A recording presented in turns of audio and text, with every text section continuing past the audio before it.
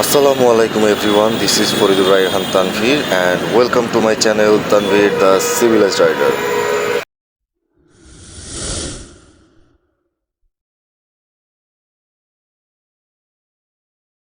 Video thumbnail দেখে হয়তো ইতিমধ্যে বুঝে গেছেন যে আজকে কী নিয়ে কথা বলবো। হ্যাঁ, আজকে কথা বলবো হচ্ছে একটা মিশ্র টপিকে। আসলে আমি একটা জিনিস রিয়েলাইজ করলাম আজকে কদিন ধরে,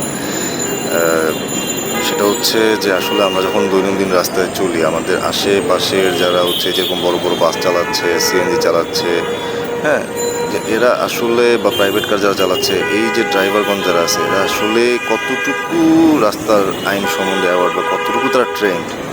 হ্যাঁ, এই জিনিসটা আসলে কি তাদেরকে আইন করে বিভিন্ন, যেমন এখন হচ্ছে মোটরসাইকেলের বিভিন্ন নিয়ম কানুন বানাচ্ছে, যে আসলে এরকম আইন কানুন করে তাদেরকে আসলে একটা নিয়মের মধ্যে আনাটা কি এটা যুক্তিসঙ্গত নাকি হচ্ছে, বা এটা ঠিক ওয়ে নাকি হচ্ছে যে এদেরকে এটা প্রপার ট্রেনিংয়ের মাধ্যমে হচ্ছে এদেরকে আরও সচেতন করে তুলে হচ্ছে রাস্তায় এদেরকে ড্রাইভ করার অনুমতি দেওয়াটা হচ্ছে, বা এদেরকে আরও একটু যোগ্য করে বা আরও পরিপক্ক করে এদেরকে রাস্তায় আনানোটা হচ্ছে যৌক্তিকভাবে, সেই জিনিসটা একটু মাথায় কাজ করতেছে। হ্যাঁ, কারণ আমি প্রায় সময় দেখি যে আসলে অ্যাকচুয়ালি আমাদের আশেপাশে যেমন প্রাইভেট কার বা সিএনজিওয়ালারা বিশেষ করে, হ্যাঁ, এরা হচ্ছে আসলে যে জিনিসটা হচ্ছে যে আমার কাছে মনে হয় এখন তো হচ্ছে বাংলাদেশে বলতে গেলে হচ্ছে লাইসেন্সটা খুবই মাঝখানে খুব অ্যাভেলেবেল গেছে। অনেকে হচ্ছে ইভেন এমনও হয়েছে যে অনেকে হচ্ছে এক্সামও দেয় না, বা যেরকম যে সমস্ত টেস্ট বা যে ধরনের সরকারি পরীক্ষার মাধ্যমে নিজেকে দক্ষ চালক হিসাবে প্রমাণ করে যে লাইসেন্সটা নেওয়ার যে প্রক্রিয়া, এটা তো আসলে আমাদের বাংলাদেশে ওইভাবে নাই বা ওইভাবে হয় নাই। অনেকেই একদম খুব করে নিয়ে নিছে, ঠিক আছে। তো দেখা গেছে অনেকে অনেক দালালের মাধ্যমে নিছে, বা যে কোনোভাবে হোক তারা তাদের মাধ্যম ধরে লাইসেন্সগুলো সংগ্রহ করে রাস্তায় নেমে গেছে। বা বিশেষ করে বাসে দেখা গেছে যে তাদের যদি প্রিভিয়াস ডেটা রেকর্ড যদি ধরা হয়, এরা কোনো এক সময় বাসের হেল্পার ছিল। হ্যাঁ, হেল্পারের থেকে দেখা গেছে যে হেল্পারিং করছে, কয়েকদিন স্টিয়ারিংয়ে বসে চালাইছে, দেন এভাবে করে তারা গাড়িটা মোটামুটি একটু চালানো শিখেই কোনো না কোনো একটা মাধ্যম ধরে তারা একটা ড্রাইভিং লাইসেন্স করে ফেলছে, করে তারা রাস্তায় নেমে গেছে। তো যার কারণে দেখা যায় যে অ্যাকচুয়ালি গাড়ি বা যে কোনো ভেহিকেলস চালাইতে হলে রাস্তায় যে কিছু রুলস অ্যান্ড রেগুলেশন আছে, এটাই তারা আসলে জানেই না। হ্যাঁ, এটা বলতে গেলে যেমন আমি সকালবেলা যখন আমি আসতেছিলাম, তো এক সিএনজিওয়ালা ভাই ড্রাইভার ভাইয়ের সাথে সে আমার সাইড থেকে একদম ঘেসে আসছে। আমি কিছু বলতে হয় না, যে ট্রাফিক ভাই ছিল সে ওই ড্রাইভারকে বলতেছিল যে আপনি যত দূরে চালানো পাশ দিয়ে আসলেন, আপনি তো 5 আঙ্গুলের দিকে আসলে ওনাকে সব উড়ায় ফেলে দিতেন। তো উনি ওই ট্রাফিক ভাইয়ের সাথে বলতেছে যে আমি কেন দাঁড়ালাম, সিগনালে তো আমি দাঁড়াবোই। তখন আমি তার সাথে কথা বললাম, তো দেখলাম যে একটা গাড়ি চালাইতে হলে যে একটা নিয়ম আছে, যে একটা ভেহিকেলসের আশেপাশে ডানে বায়ে যে একটা নির্দিষ্ট পরিমাণ একটা জায়গা রাখা লাগে, বা এই যে একটা নিয়মের মধ্যে এটা আসলে উনি জানেই না। হ্যাঁ, যে একটা ভেহিকেলসের রাস্তায় কতটুকু কিলোমিটার থেকে কোন লেনে কতটুকু স্পিডে একটা গাড়ি যায়, এটা আসলে ওনারা জানে না। সেম টু সেম এজ সেদিন যাত্রাবাড়ি দিয়ে আসতেছিলাম, নিচে ওটাতে ওই দিন ফ্লাইওভারটা ইউজ করি নাই। আমি দেখলাম যে আমাদের এখানে যে রেগুলার যে বাসগুলো যায়, হ্যাঁ, ওইটারও দেখলাম যে ওই এক ড্রাইভারও দেখলাম যে সেম অবস্থা।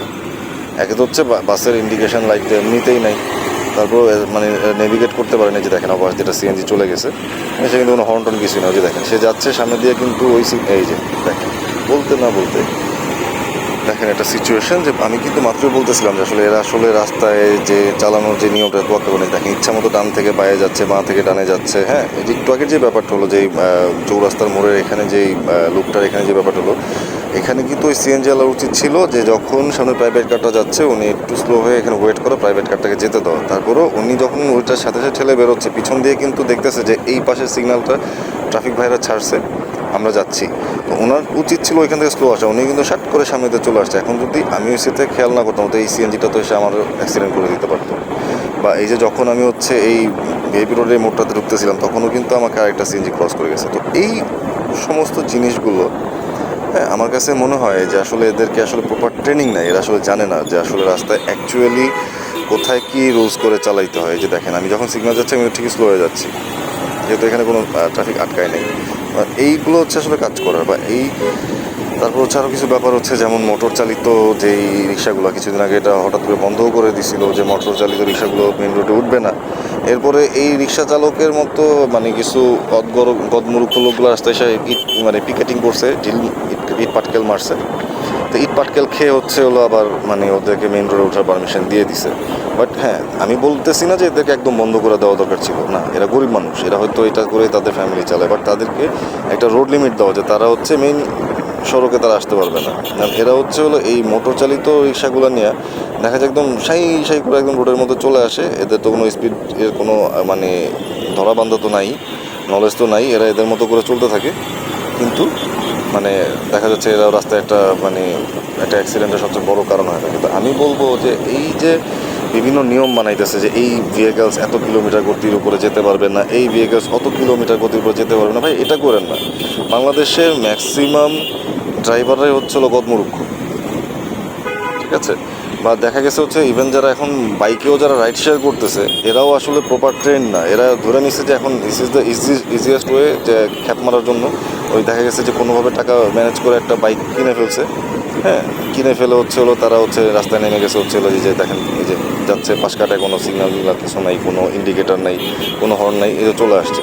তো এই রাইড শেয়ারে যারা করে তারাও কিন্তু কোনো মতে টাকা টুকা জমায় একটা করে চলে আসছে, রাস্তার মধ্যে ফাল দিয়ে নেমে গেছে বাইক একটা নিয়ে। পুরা একদম ওই 12 নম্বর লোকাল বাসের ড্রাইভারদের মতো এরাও চালায়। আমি একদম যে মানে আমি বাইক চালাই দেখা যায় এরা এলিট বলার কোনো মানে জায়গা নাই।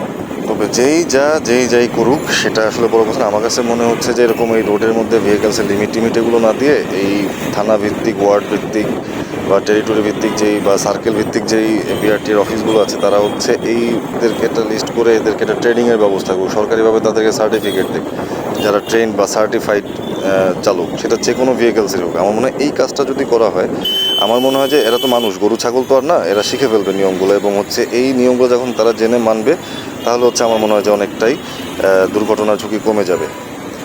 তো আজকে এই পর্যন্তই। সবাই ভালো থাকবেন, সুস্থ থাকবেন, নিরাপদ থাকবেন। আসসালামু আলাইকুম।